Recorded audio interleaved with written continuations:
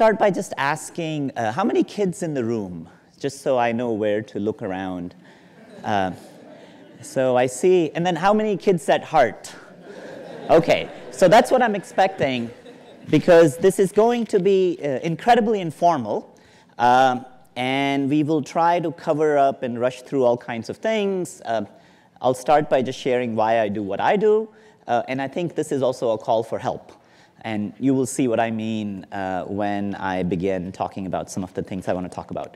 I also noticed there is no clock in this room, so you guys are all set for a couple hours of long evening. So, you know, physicists have a way to play with time. And I think something that's very valuable, which at least I deeply care about, is this notion of experience of science. You know, we all became scientists because of some experience that we had in our life that truly changed how we look at the natural world.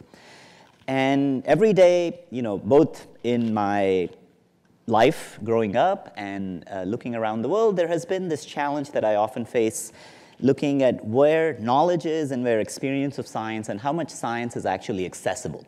So I'll start with a little bit of framing this question more broadly. And then in the very end, if I don't finish, the really point of me coming here is we need to all engage. It's a very important time for both our society and our culture. Okay, so I'll start with, this is my lab. I am a scatterbrain. I do many different things. There are no themes in this talk, so if you feel I flip from a topic to another topic, that's intentional. Don't try to thread a theme. And then I start with acknowledgments because I always know I never finish my talk. So the work is not just done by cartoons. I get a chance to work with incredible people, young people that you know, I'm just privileged to have a chance to engage. And it's not just the students that work with me in a university, but because we spend a lot of time outdoors around the world, it's many people that actually inspire many of the problems that we actually work on. And then, just as a context of, I am in Canada. My kids are half Canadian. They do have Canadian citizenships. And I want to acknowledge my wife. I can only be here because she's a Canadian physicist, a biophysicist at UCSF, and she agreed to handle the kids while I could sneak out here and enjoy British Columbia. Okay, so the main point of thinking about, if there was one message, you know, as physicists, we are often thinking about measurement and measurement tools. And one way you could very simply look at this is in the context of this cost versus performance. And ironically, when you start thinking about the knowledge and, you know, as the internet is growing, you could Google anything. I mean, you didn't even have to come to this talk. You could have just watched it on video. And one of the things that you start happening is many kids and people around the world, their interaction with science is very much of a consumption.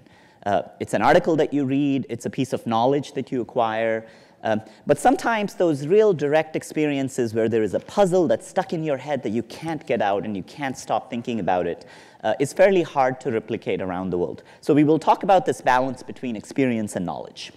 And let me start with the broadest possible challenge. I have this video playing with all kinds of things on this screen, which is trying to distract me. I'm going to switch this off. Sorry. Let me start with a big challenge. This is a picture that I took in Ghana. It doesn't look like it, but this actually happens to be a hospital. This is also a bus stop, as you can see. And once a week, a doctor arrives. This is a place that has endemic malaria, so many of the kids that you're actually seeing possibly have malaria, one of the deadliest infectious diseases that if you're not diagnosed in the next 14 days can be pretty dangerous. And if you look at the total number of people around the world, roughly around 1 billion or so live currently in our world with absolutely no access, traditional access to roads, electricity, traditional infrastructure, and hence educational or healthcare systems. That is something that should bother all of us. And one of the things that you look, even in the context when there is access to healthcare, and I just chose an example of Africa because there is a beautiful study that just came out, but this is a much broader problem as well, where on average, this is one of our field sites in Madagascar, When we get off the road, we're talking about a 12-hour journey on foot, which is the only way for us to actually get to majority of the population. 75% of the population in the country will actually live between 10 to 12 hours away from traditional roads. So access, not just science and a way of joy of discovery, but actually healthcare products is a huge challenge as we face right now. Now, much of that is because of infectious diseases, and I will go back and forth talking about infectious diseases, and especially as physicists, why we should care about infectious diseases, why this is such a challenging problem from a measurements perspective. And then the other aspect of this is I'll talk a little bit about malaria back and forth again, but I'm assuming everybody's heard about malaria here, right? Yes? How many of you have been bitten by mosquitoes to bits? I'm just curious. We'll talk about, okay, that's great, even this far high. So your experience of mosquitoes will come in handy here.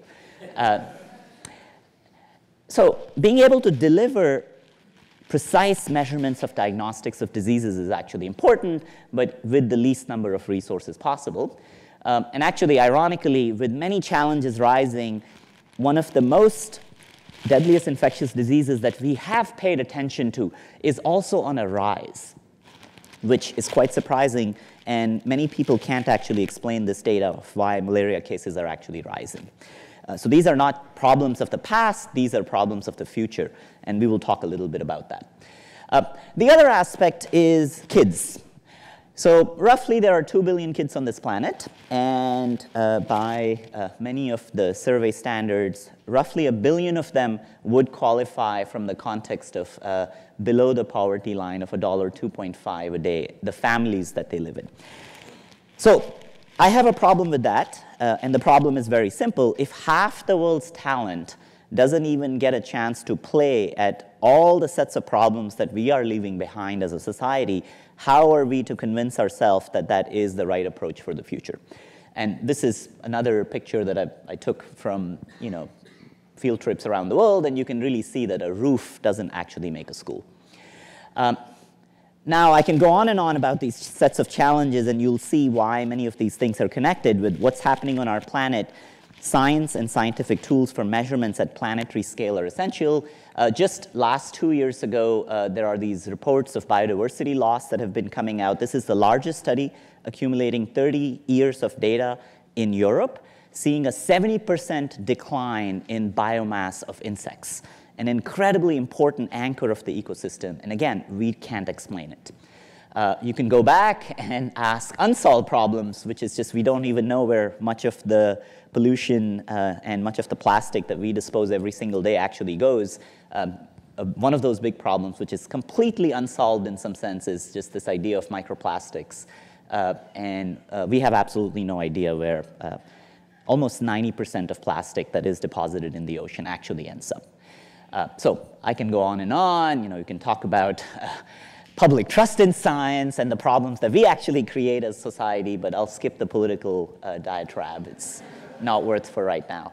So I'll talk through a little bit about at least how I think about these sets of problems, why we all need to care, and both in the context of healthcare, research, and education. But just for this 1 hour, I want you to think a little bit about when the word healthcare comes to your mind.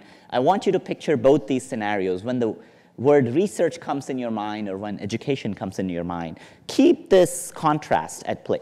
And then again, nowhere in the talk I will actually use the word developing countries, developed countries. That is really a myth that we've created. It's haves and have-nots. So much of what I do applies in East Palo Alto as much as it applies in a village in India. And that's something very important when you start asking of what's happening in our own communities. Okay, so why do I care about this? And where is the big challenge, which I feel many of you actually both have contributed and there is a real value. We only have one planet, and one of the big things that we kind of think about is there ways of measuring what's happening on our planet at the largest possible scale? And can we actually do that in an inclusive manner where not just scientists, because there are very few of us in total, we just have to accept that as a fact as well. How do we really make inclusive infrastructures where we can build local capacity for people having a chance to engage? how do you really measure things that are happening on the planet? So I'll start with a historical example, which you'll see this context of frugal science and sharing hardware solutions, simple solutions, has been around for a very long while. And so let's just start with this object. How many of you recognize this? This probably many of you remember this in your lifetime itself. There was a fascinating story. Of course, I didn't see this growing up, but this object actually inspired a lot of people. But one of the fascinating things around that time when Sputnik was launched is we didn't have the sets of tools and technologies to track satellites. And one of the things that the head of Smithsonian at that time is he started the world's longest running citizen science project. It's called Operation Moonwatch, where they shared telescopes to people around the world, and this is what it looked like. That's Philippines, that's the United States, and I love that quote. It says, these are newspaper clippings I found. Mrs. Lloyd Eisenhower, housewife volunteer, sought Sputnik 2. There was a sense of fear, but there was also a sense of caring that South Africa, people around the world, and you can see that they're sitting at equal distance because they're actually doing trajectories and mappings and sharing that data back. And then computers at that time are actually using that data back to predict where an object might be. And it was a citizen scientist that actually first spotted it, called up, and then they started tracking to really prove that actually there is something flying around and watching us. And this is literally the hardware. It costs around $10, $15. There's one I found on eBay that pretended to be, I can't guarantee if this is the original hardware, but at that same time, this in recorded history is the oldest running. This program at the Smithsonian ran till 1975 when it was disconnected. So many of these approaches in the past of sharing both data and distributing hardware and exploring things together have worked in the past. I'll focus a little bit both on health and education as a contrast. And one of the things that I get to see when I travel around the world is many of my audience when I'm working with our community health workers. This is a picture from Liberia, and I'm sure everybody heard of Ebola in this crowd, right? The only reason that we actually get to protect ourselves from many of these infectious diseases that we still have very little solutions for is because of people like Alicia. Because they, with very minimal resources, actually get out to the field and are able to isolate patients. And she has a little backpack. That's all she gets to take out to the field. So many of the tools that I'm thinking about, or the tools I'll talk about, you should be thinking about that as a context to trying to deliver solutions to these places. And then from a human capital perspective, I get a chance to meet many people around the world. This is Alex. I met him in Uganda. He has 4 years of a microbiology training. He knows more microbiology than I ever will. And then when I asked him, where is your lab? He pointed to those beds, and he said, when there's no patient on that bed, that's my lab. And so that's another challenge to think about, that there is human talent that we don't get to engage because they don't have the right set of tools. OK, so let's start with frugal science. And I use that term very intentionally. This is one of my favorite papers. And how many of you have actually read this paper? OK, a few of you. So the joke still will actually work. So I'm going to expose Barbara of something. This is a piece of Scotch tape. And I'm going to just pull it around 1 centimeter or 2 centimeters per second. And you heard that sound. And ironically, at that very moment, this little object released soft X-rays. And although this as a fact, and again, we can debate about how this phenomena actually works, it was reported in the 1940s that something like that happens, but only many years later, in the 2000s, several groups of people from UCLA started thinking about this, and they actually turned this mechanical object into a truly portable X-ray machine. Now there is an entity trying to commercialize this object for an X-ray tool that doesn't require the conventional power. And I find these ideas fascinating because right under our nose, there is beautiful physics hidden that you could truly exploit to open up a field and open up phenomena that could both be useful and be entertaining. So if you go home tonight, try doing this in a dark room, and you'll actually also observe triboluminescence. This will light up. I'm sure many of you have done this with Mentos, cracking Mentos at home. And then you can puzzle over for hours of how the hell does something like that even work. OK, so let me jump right into sets of things that at least I've had the chance to work with. Many of these ideas that I'll talk about are from around the world. I get a chance to travel and share sets of problems and challenges. And both with the people that we work with, we get to think about solutions. And so much of what we do is quite literally thinking about many of these problems in the field and the interactions we have with people in the field itself. So I'm going to tell you a few stories of and since this is an informal late evening talk, I want to tell you some stories because how I stumble upon problems that I find both intellectually fascinating and at that same time maybe possibly useful. So let's start. This is the menu for tonight. I don't know how many things I'll actually go through, but let's start with Uganda. This was 2013. I was visiting a clinic, and I made an observation that was quite surprising. I was walking out of a clinic, and I saw this beautiful centrifuge, maybe something that would cost me $2,000 to $3,000 in the US, being used as a doorstop. And you know, I didn't want to be rude to my host, but it was an intriguing question. And I asked, you know, why would you use that as a doorstop? And he said, you know, 5 years ago, we lost our electricity. And so at the clinic, this is the best use of this heavy piece of metal. And I found that interesting. And on the flight back, you know, for some of you who've thought about infectious diseases, centrifuges are incredibly important because you can possibly separate out parasites either based on densities or other sets of gradients that you can make. And you can pull parasites out, so it might actually be easier to detect. And on the flight back home, as I always think about, I started thinking about just spinning toys. And this is sort of the first quiz. There will be 2 or 3 quizzes in this talk. The first one is a circus artist that actually was visiting us, and I started thinking about yo-yos. So some of you have thrown yo-yos before. Dino there is going to throw a yo-yo, and I want you to guess how fast do you think a good yo-yo throw is? You can just pop out some numbers. How fast do you think it might be in RPMs? So Dino is an expert, but 3,000? 3,000 RPM, 600 RPM. So you're very close. This is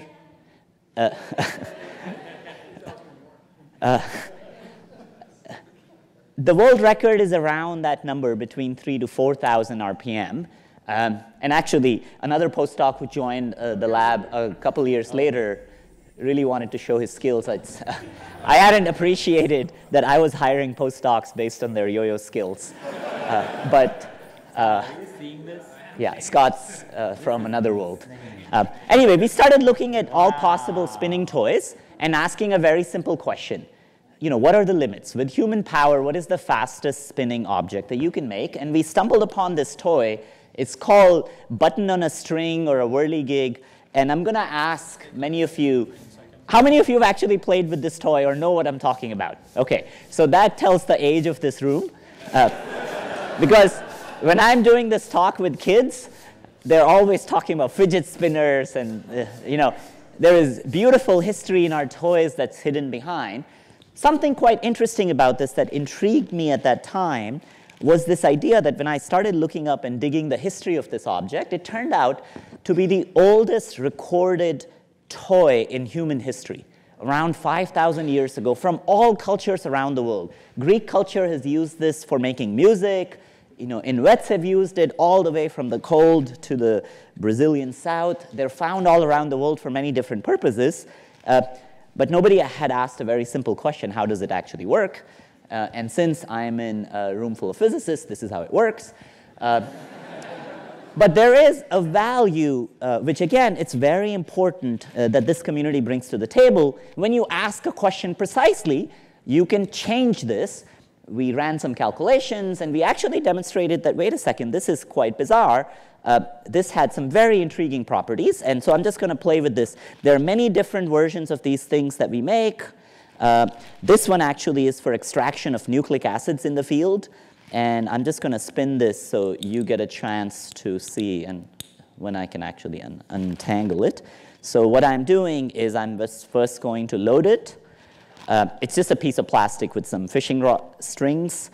And this actually has a place to put samples and several different channels to remove different fluids in different ways. And you will immediately realize there is a rhythm to this. And some of you who are very close can hear the sound. Do you want to guess how fast this is spinning? 6,000 RPM. We currently hold the world record for an object like this to spin around 125,000 RPM. And that boggles me every time I even think about it. And again, it really comes from the notion of optimizing the sets of parameters and designing something very specific. It's a very strange kind of an object. You have to pump energy at the right rhythm. And actually, mathematically, when we write the equations tell us that we could cross 1 million RPM. And the only reason I didn't do a bang, which would have been sort of a sound barrier, is primarily because human fingers or muscles actually, so if some of you play piano, your muscles kind of max out around between 4 or 5 hertz, and the rate at which you need to pump energy in this system is around 10 hertz. So we're thinking of this double oscillator kind of a system mechanically could be. And so here's a challenge to all of you. Break our record. Because, again, I'll show you, it takes us around 7 minutes to pull out a malaria parasite, and I would like it to be under around 3 minutes or something. But again, every sets of these things, one of the fun aspects of this is now we can take a very simple idea like this and test it out. So we build these centrifuges around. That's the comparison to what it's competing with. In 90 seconds, we can take a blood and pull out pure plasma. So the red portion to the ratio of the white, which is the plasma in your blood, to the red actually tells you whether you have anemia, whether you're packed red blood cell volume. Roughly around 3 billion people need to be tested for anemia around the world. It's a huge challenge, and one of the things that ends up happening is if you have this as the first marker, then you can go and do other tests. One of the other things we can do is we can pull out, even if there is a single malaria parasite in a pack of blood, we can pull it out because malaria eats up all the hemoglobin in a parasite in the blood cell, and so its density changes, so we can actually pull that out at a very specific zone, which is called the Buffy coat. And this is why I want you to all think about to break the record, because with our current tool, we can only do that around 7 minutes. You can see around 5 to 7 minutes, the Buffy coat actually stabilizes. The joy of doing much of this work is actually sharing these tools. So this is that place that I mentioned, 12 hours journey in Madagascar. This is a village chief. And I didn't really understand how it's going to react. It's like when you take your something that looks like almost like a toy out to the field, who knows how people react. But it's incredibly valuable and important to make tools that are not black boxes, where communities get a chance to both understand. And there's something very special about this video. There is only one woman in this room, which is sitting right behind the village chief. If the village chief doesn't agree, we can't actually conduct any healthcare, any of our clinical tests. The only woman in this room, and she's allowed there primarily because she is both the community health worker and the only teacher in the community. And it's quite empowering when the kinds of changes that you see that are happening around the world. And so, to me, many of these sets of tools truly belong to just enabling community health workers already doing what they're doing. Just really have them do more. Okay, so, any of you, I don't know, many of you don't run clinical trials, so this is what running clinical trials look like. So just, white coats and, okay. One of the fun joys of sharing these tools is, internet is a strange place. We posted this paper on bioRxiv, and all kinds of tools started coming out. There are all kinds of diagnostic tests that are being built on these sets of tools. My favorite is somebody just built a cell phone charger, which many of us might actually find useful. Okay, so I'm going to switch gears, and I'll briefly talk about a few sets of things. So I am switching context because I don't want us to be here all night as well. Okay, So one of the other aspects of chemistry and bringing chemistry to the field, why is it that we can do incredible molecular biology and manipulation of molecules in our labs? Why can't we take most of these molecular diagnostic tools that already work in hospital settings out to the field? And one of the challenges to do chemistry in a very precise manner. You know, if you are a trained scientist for many years, you can pipette anything and really do complex assays, but that's not what you can expect out in the field. So we started really thinking about, could we bring chemistry to the field? And you know, one of the challenges that often people talk about is there are lots of technologies out there, but they don't allow the level of flexibility to truly actually do the kinds of assays that you might need to do out in the field. I had another aha moment. Again, you'll see there is a very simple theme in this talk about toys. My wife, when she was a postdoc, visited one of these Christmas white elephant dinners in which you exchange gifts, and she brought home for me an object that looks like this. This is called a music box, and since you can see punch card tapes, you already recognize it. You put a piece of paper with a bunch of codes, you spin this around, and it creates music. Actually, since I'm in this room, how many of you actually use punch card tapes for programming? Wow. So the kids really have a lot to learn. You know, our world is changing so fast that I bet many of these other people have no idea what we're talking about, really. And you know, I find it both inspiring and scary at the same time. The history of this technology is remarkable. What you're looking at is a painting of Mr. Jacquard, who invented the Jacquard loom. But his friends gave this painting to him as a gift that was replicated around Europe, which was built with 24,000 punch cards. This is the first digital picture. And ironically, when I zoom in, there is a meta lesson here that the punch card is actually also digital. Every single pixel there was encoded by the punch card tape. And Babbage, Charles Babbage, who we can really credit for the first sets of analytical engines and programs, saw this painting, bought it, and put it in his house. And this is what inspired him to think about that if you can do this with patterns, I can actually do this with computing. And the very first program that was ever written and recorded, this was found when Babbage died, was actually a punch card code. That's literally Babbage's writing. So I was thinking about this, and it occurred to me that this, as a technology, provides a very precise control of timing and programming, but could we connect this with chemistry? It's been used to program textiles. It's been used to program computers. I was told the very first radio telescopes were actually programmed with, the machinery was very sensitive, and so they had to be programmed with some of these punch card tapes. And we started thinking about chemistry. We built a very simple tool. You take much of the mechanics of this. There is a code. It connects with a little bit of plumbing, and depending on the code that you put in, it does the same set of assay. Now, this is like trading baseball cards. I could give you a card that detects malaria, or I could give you a card that detects rabies, and you can change and program. This allows us to do nanoliter scale chemistries, so choosing molecular reagents that are actually very in small volumes so they can be cheap. You know, this is the graveyard of design, build, test, repeat process, and then very soon we're now starting to release this as a tool, which is a modular tool, and I'm just going to skip to it. By the way, this is the code for an actual malaria assay being performed, and quite literally, with a tool like this, we can detect all 5 species of malaria from a single drop of blood, which is very exciting because then suddenly you can really have the kind of, if there is very few parasites, if the patient is even asymptomatic, they have the chance to actually be detected, which is very valuable. And then again, you could reprogram it. If you're a chemist, you could use it for completely different things. So it's very much of a modular platform. OK, so now we're starting to test this out in the field, and we'll see sort of where this goes. I'm going to rush through a little bit. So let's talk about mosquitoes.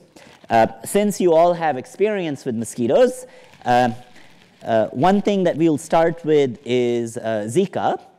So quiz number 2. When Zika hit, it was a very strange moment in our society where millions of people were possibly infected. 40 countries had reported Zika cases around the world. But we did not know which mosquito was actually transmitting Zika. Now, that's a challenge, because if you don't know which mosquito is transmitting Zika, how do you know how to curb that mosquito population? So the Brazilian government, which was panicking at that time, decided that, oh, we're going to put a massive amount of army going around and collecting mosquitoes for the first 6 months and testing each one of them. I want you to guess, in the 6 months period, how many mosquitoes did they catch that were positive of the Zika virus? 0. That's a good guess. Any more optimistic people in the room? Yes, you can just shout it out. 500? You're thinking, you guys are thinking hard. That's good, 20. I mean, we're talking about the Brazilian army going and collecting thousands and thousands of mosquitoes, but you're right, 4. It's an undersampling problem. There are trillions of mosquitoes. For every one of you, there is plenty out there for every human being. And so, of course, if you go collecting whatever resource you put, you're not going to actually get the statistics of what actually exists. And that's a problem, because then you don't know. And again, we're not talking about the diseases like Zika that we know something about, but the diseases that are coming out because of deforestation, because many of the mosquitoes are now changing hosts. If you take away their other hosts, they will have to find humans and other places. We're also easy targets because we don't have hair all over us. So here's the challenge. There is roughly around 3,500 species of mosquitoes, and only 40 or so of them are known to actually carry pathogens that can cause diseases. But if I was to just give you a mosquito, and again, I don't expect this from all of you, if you haven't done this before, how do you know whether this is a nuisance or this is actually a dangerous mosquito, like Aedes aegypti, which carries 10 or so diseases? I was traveling in Thailand at that time, and I had this both fortunate and unfortunate experience when I was starting my lab. I was excited as a young professor, as an experimentalist. And then I realized that it's going to take 9 months before my lab would be built. That came as a surprise, so I took that time and traveled around the world. And I happened to be, and I paid for it from my grants, but it was probably much cheaper than anything else I could have done. I happened to be in a room in Thailand watching hundreds of biologists sitting under a microscope, each one of them essentially looking visually and identifying mosquitoes. So one of the challenges that we face, here is the problem. This is a map of predicted Aedes aegypti population, the vector that I was talking about that carries dengue, chikungunya, many sorts of diseases. In the entire continent of Africa, this is a eLife paper, the data points are only 500. 500 sample spots, and everything else is extrapolation. So this is a measurement problem at a global scale that we need new tools and technologies for. And I call it not an ice bucket challenge. This is the mosquito bucket challenge. Now, this picture is not a fake picture. This is actually a postdoc. How many postdocs in the room? You guys have it good. Think about his life. He has a tweezer in his hand, a twinkle in his eye, and a microscope in front of him. And he's going to put each one of them and identify to figure out what species they are, because they need to understand. And then again, more so because he has a tweezer, he will actually dissect the mosquitoes and pull out the salivary glands and look for something swimming around. That's actually done for malaria, for example. This is exactly how Ronald Ross in India actually discovered that malaria was carried by mosquitoes. We are literally using the exact same technology that was used at that time when this discovery was made more than 100 years ago. And again, one of the things that ends up happening is, why can't we be more creative about the sets of these global challenges that we all face when measurement is the key criteria? So we started thinking about this, and we came up with a class of tools. One we call a vector chip, which is a molecular way of detecting mosquitoes. Its simplest way of putting it is, it's a fake human that pretends to be a human to a mosquito. Mosquitoes bite. They leave their saliva droplets, and then we do large-scale assays on every single bite to detect pathogens. And then something that I'll talk about, the simplest way to describe it is Shazam for mosquitoes. And now the complete how many of you know Shazam? And this is the opposite population. Okay, so let's think a little bit about, this is literally what I do when I go to the field. You roll up your sleeves and your knuckles, and you catch human-biting mosquitoes. This is, almost unethical, because for certain sets of diseases like dengue, for malaria, I can take pills that I won't get infected, but for certain other diseases, this is actually quite dangerous, because dengue, there are no clear vaccines. One of the things that we started thinking about is acoustics, and so we're going to take an intermission. I know it's not halfway point, but we'll just still call it, actually, it's pretty close to halfway. I'm going to play a song, and I want you to guess what it is.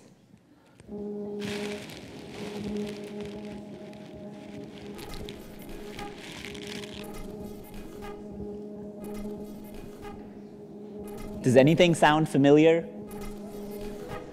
Mosquitoes.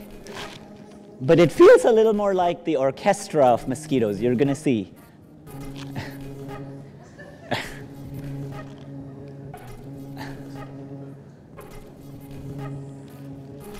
So we call it this is the orchestra of mosquitoes, of the most deadliest mosquitoes, the 40 most deadliest mosquitoes in the world.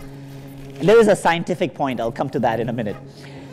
Also, this is available for a ringtone for your phones, if any of you want. Just go to our website, abuzz.stanford.edu, and you can have entertaining conversations with your colleagues after that. There's something very interesting. Of course, working with a creative musician, we put this together. But what's interesting is you can decipher the sets of notes. And these sets of notes are different because mosquitoes, different species of mosquitoes, actually have different wing beat frequencies. So the buzz that you hear in your ear, for a very specific biological reason, is actually of a specific frequency. What happens is mosquitoes mate in flight, and you're going to watch a female mosquito flying and then a male mosquito flying. You can tell the males with the sets of whiskers, which are Johnson organs, an incredible hearing mechanism. We didn't even know how they work until the last few years ago. And only in 2009, it was discovered, actually, let me just play this video first. So that's the female mosquito. You can see the wing beat. This is a high-speed video. You see the male is actually beating a little bit faster. What it's trying to do is map to the second harmonic of what the female is beating. And the female then is tuning the frequency and checking whether the male will actually catch up, which is that chirp that you see right there in the acoustics. I mean, I find this fascinating. Of course, also evidence for males have to listen to their partners. But it's incredible that in 2009, we're actually discovering this. I mean, how on earth, we're not paying attention to many of these sets of biological challenges and interesting anecdotes. We thought about this, and for this reason, because they use these sounds to detect species, vision is not the primary cue, we started looking at the acoustic spectrum for all of these mosquitoes, and we realized that around the world, there are 5 billion of these cell phones around the world that originally were really designed to record sound. And we looked at the SNR ratios on the mics, and we realized that's actually good enough. And again, you don't need a smartphone. Actually, it turns out we calibrated and tested the mics on your dumb phones. I don't know how many of you remember the flip phones are as good as these mics. So. But there are 5 billion of the classic dumb phones out there. You could use something like that to record. So we started recording, and this is the world's largest acoustic database of 20 most deadliest mosquito species. And again, we tested this for different sets of phones to make sure, and all of this data was collected on a graduate student's phone that she borrowed from her mother that cost $20. And all of the data published in that paper is actually from that phone, and I can't find another version of this phone now. And then we released this tool, and all kinds of people around the world started recording data. We do a lot of machine learning on that data. It's quite messy, but I'm not going to get into the technicalities. But we can start, our identification accuracies for that 20 data sets is around 73%, and we're now working on new sets of tools to improve that further. But one of the things that started happening is people around the world started recording, and now there is an online database, and we're trying to grow this community. And every one of these dots is thousands of measurements that are made by individuals that are starting to record this data. This is actually a post from Madagascar where Sarah, one of our collaborators, was running workshops teaching kids about acoustics in mosquitoes and how to use their phones to record the mosquitoes that they find. This is the place that has endemic malaria around the world in the country, and this is sort of what I get excited about. You know, they're buzzing with excitement, and you know, I think when I was writing that paper, I wasn't imagining that as an outcome, but this is really the real joy of doing work like this. And it's extremely important that they get to both understand and think about these sets of challenges and be participant in the sets of tools that they're engaging in. Okay, so this is the site. If any of you is interested, if you have mosquitoes around here, we would love to get data from, and as you convince your friends, the data from your locality gets better, and we're going to open a machine learning challenge that anybody can then build algorithms around detection. Okay, let me switch to microscopy. This is going to be the last portion in the next 20 minutes. And I'm sorry I'm going fast, but I also want to end on time. Okay, so here is a collection of microscopes that I put together from some historic websites. I find the history of microscopes fascinating, primarily for they're almost pieces of art. That's my favorite microscope. And of course, they've been growing in complexity. And in that same trip on Thailand, I was in a remote place where there was a program on detecting rabies. You know, when a dog bites you, you really have to get samples, do antibody test, a fluorescence test to detect whether you can find these pathogens, and you treat people based on that. And I found in the middle of a jungle a really fancy microscope that I won't name the company. And I often find this problem that the cost of the microscope is multiple times the annual salary of this person using it. And so it's almost to a point where the man with the key is missing all the time, because even if they break a small part, they feel responsible, so they never actually use it.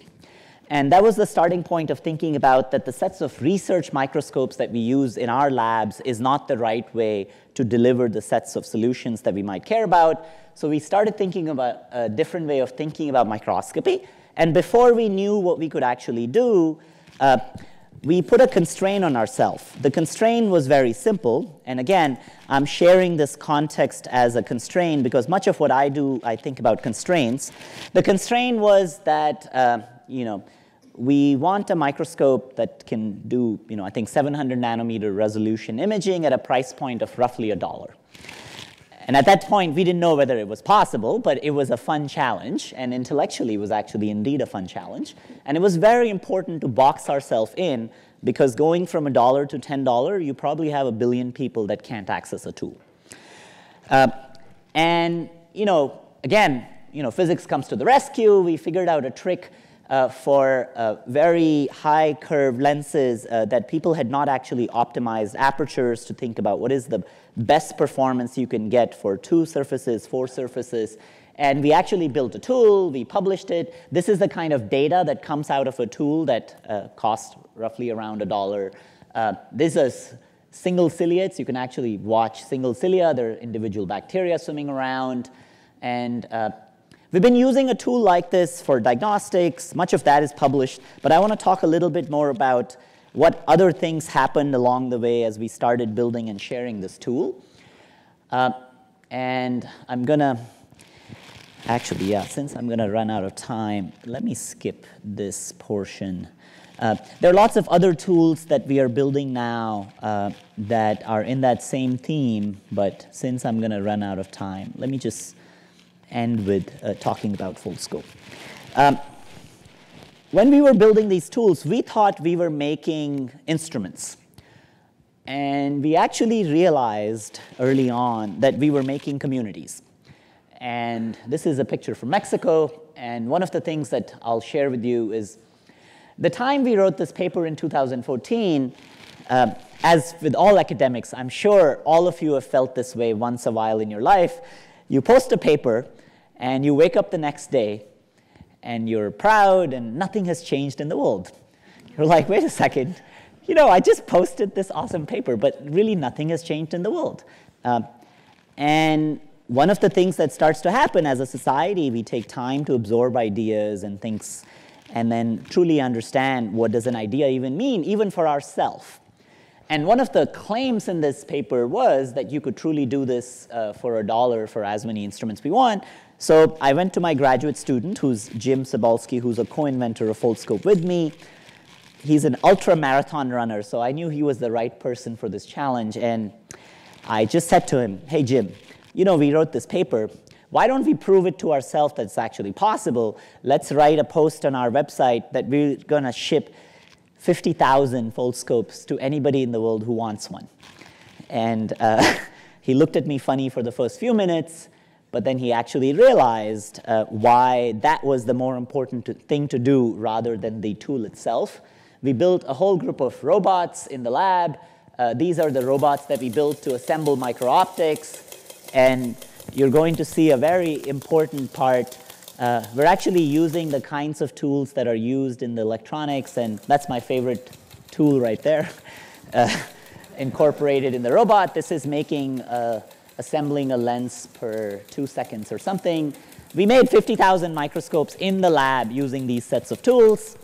And we actually got 75,000 emails, so we shipped it to the first 50,000 people. Anybody here in this room who actually got the phase 1 Foldscope? Sometimes I do meet some of those people. But actually what's fascinating is, again, the tool is evolving over time. What happened is that created a community that was already there, that deeply cared about science and sharing science, but also wanted to engage and take tools in the directions that they cared about. So what we ended up building is, it's the world's largest amateur microscopy community in the world.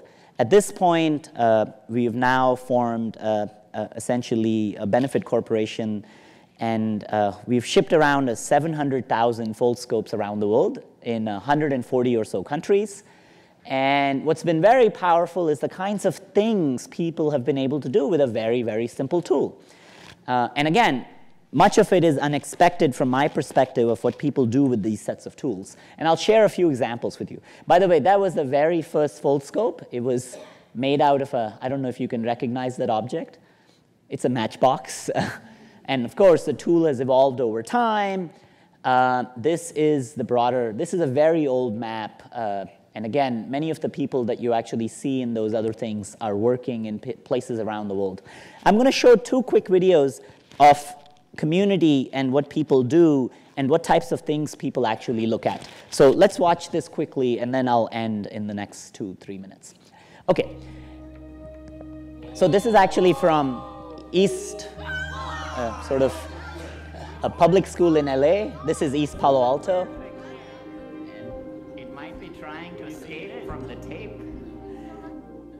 This is Dharavi, one of the largest slums in India.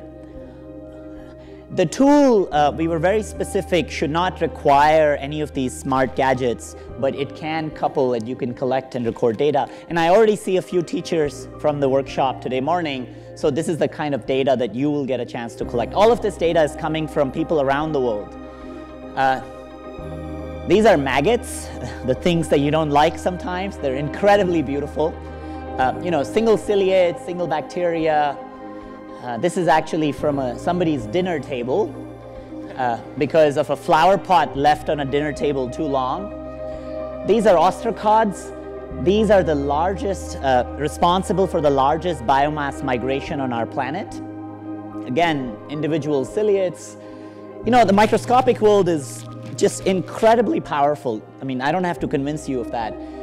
I don't know if any of you recognize, that was a single diatom. One of the powerful things that happen that people, when they get a chance to go a layer below their perception of what you can see, many dramatic things happen. You know, cells look like, you know, almost armored objects. You know, they talk to each other, they explore.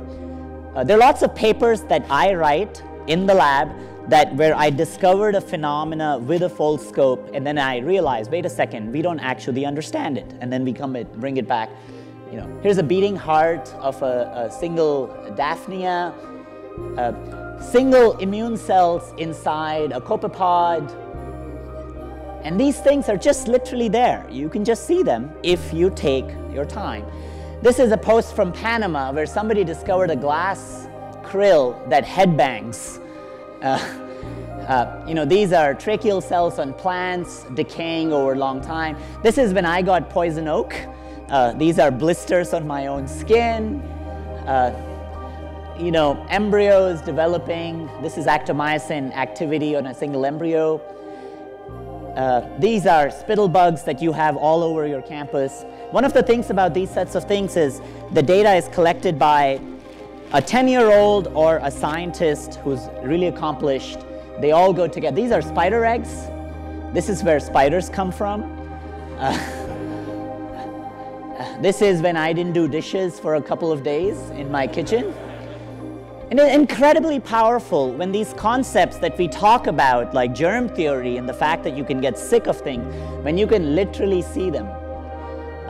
And it's very powerful to actually hear stories of the context that people bring this. So that data was collected on diatoms on a boat of the youngest person to actually cross via a sailboat the Canadian Passage. And this person actually carries a chicken on his boat for all kinds of reasons. So I get to meet very interesting people just primarily because of this set of community. And then I'm going to share a quick sense of who are these people that are behind the community itself. So this is, for example, a workshop in Kaziranga. This is the last population of Indian rhinos. And these are rangers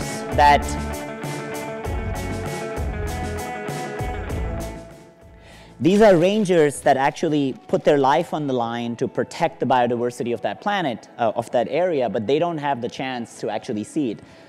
This is sandflies that carry leishmaniasis, and one of the things that I want to do is I want to show you one part of this video that right here. This is Madagascar. Again, much of the clinical work we do, we combine it with bringing these same sets of tools. The kid actually realized that he had lice. He came up with the idea and showed me his own blood being fed by the lice. And that changed his paradigm for what it actually means when something bites him. And the most powerful thing about this community, at least for me, has been how people take a simple tool and take ownership and run with it and take it in directions that I would have just never imagined. In India, we have one of the largest Foldscope programs, and I'll actually talk about one person. This is in Lebanon. This is 5 miles from the Syrian border. These are refugee kids that have not gone to school for the last 5 years, and the fact that they still have the sense to actually enjoy science and they can still overlook everything else that happens around them is just, I find that absolutely incredible. Okay, so this goes on and on in terms of the community. Much of the work that the community does is documented on the site, and you can go in and share. My post is right next to a post from a 6-year-old, is right next to a post from a 96-year-old. There is no hierarchy.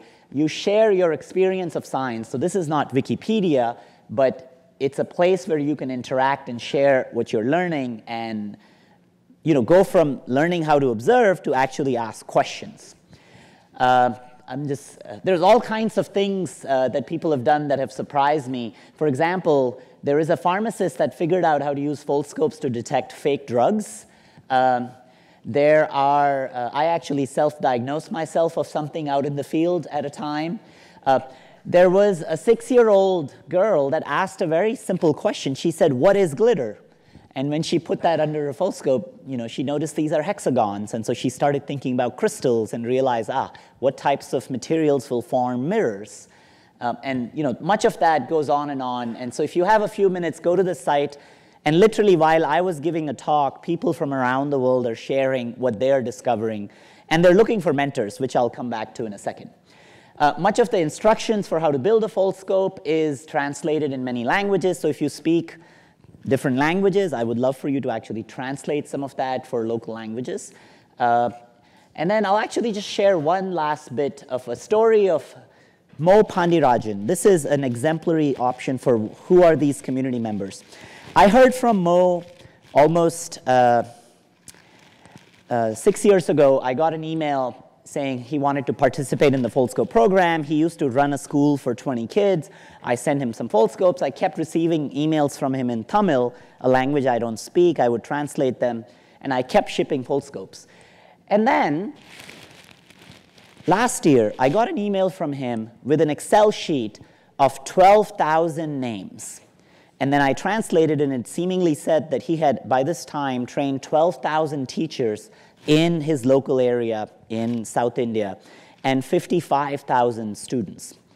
And of course, I didn't believe him. I was like, how is that possible? This is one person we're talking about. So how do you test or validate something? You become Facebook friends with that person. And I did, and I actually realized every single day around the year, he's running Foldscope workshops around the country, roughly between 30 to 40 kids, and if you add that time up for the last 4 or 5 years, he's actually single-handedly, after English, Tamil is the most common spoken language on our platform, primarily because of one single individual. So I find this quite empowering, because sometimes you would never discover people like him because they have a deep passion for science. They didn't have the circumstances to join in an academic setting, but they deeply care about it. So how do we empower many more Mo's? And one of the things that and again, these stories go on and on. One of the things that we think about is going back to the 2 billion kids on the planet. How do we really share the broadest group of not just the scientific tools, but role models and mentors for many of these people? And that's when I look at the community like this. Each one of you have a possibility or an option to engage in many of the sets of programs that you already engage in or think about. And one of the things that I find fascinating is when these honest conversations happen between scientists and non-scientists, but that are tied in experiences and observations that they're making, they're very powerful. So when I read a post, I am not Manu, the professor at Stanford. I'm just Manu, and I'm curious, and I'm excited about this experiment. I'll share what I would have told anybody, myself or my graduate student. And these sets of conversations are, at least personally, I believe, they're very empowering, not just to that person on the other end, but to myself. I'm going to end here. We can manufacture microscopes. We can't manufacture mentors. That's where really scientific communities need to get engaged. I also like ending with this picture, because here are parents that are not sharing their microscope with their own kid. And as a role model, if we end up being kids in front of them, they'll realize science is important. Thank you very much. Thanks for the time.